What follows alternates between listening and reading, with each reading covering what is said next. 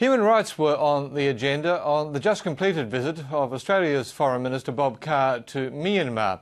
Not so much the behaviour of the authorities as the religious violence which has plagued the country for much of the past 12 months. Hundreds of people have died in clashes between Buddhists and Muslims since the fighting broke out last year.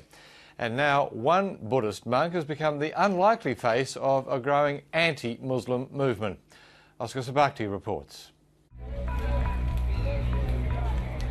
It's not every day hundreds of Buddhist monks take to the streets in protest. These are supporters of Myanmar's radical monk, U Wiratu, the man Time magazine has dubbed the face of Buddhist terror. This rally has been sanctioned by the government, which banned sales of the magazine in response to the cover story about the anti-Muslim leader. I worried that the story from this magazine will bring more unnecessary clashes between different religions. Based in Mandalay, Wiratu heads the so-called 969 movement, which is fast gaining momentum across Myanmar. It's a Buddhist movement. The numbers 969 refer to the virtues of Buddha, the practices of the faith and the community. It sounds like it should be a peaceful organisation, but it's come to embody a rabid nationalistic and religious sentiment used to stir up hatred against minorities, mainly the country's Muslim community. Members of 969 call for Myanmar's Buddhists to band together to defend their faith and to do business only with other Buddhists, excluding Muslims who have a strong tradition as merchants in Myanmar. Buddhists make up around 90% of the population, while around 5% are Muslim. Wiratu's sermons play on the fear among some Buddhists of a rising Muslim population.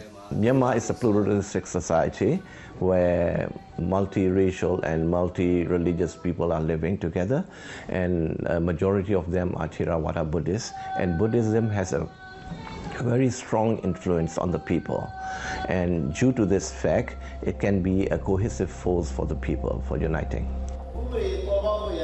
But Wiratu is a polarising figure even among his fellow Buddhists.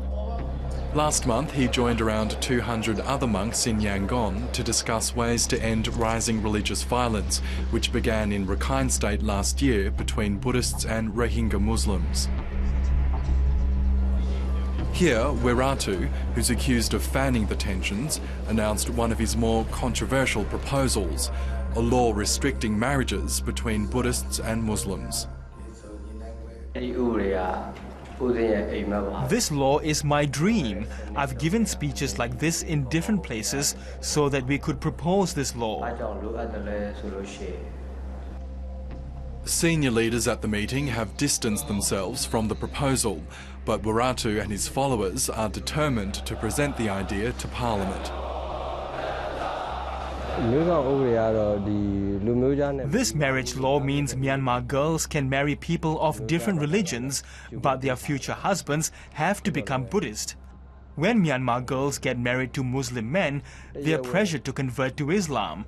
So this marriage law will prevent this and protect our society. Wiratu has a history of inflaming religious tensions. In 2003, he was sentenced to 25 years in prison by the previous ruling junta for inciting religious hatred, but he was released last year under a general amnesty. His proposed interfaith marriage law has been condemned by the opposition leader Aung San Suu Kyi and other groups. We perceive this law as sexist, because totally focus on the women, and actually the marriage is not just only women affair, but also both men's and women affairs. But the law is just only focused on the women. The concept of this law is based on the sexist and also, on the other hand, nationalism. But the law does have its supporters.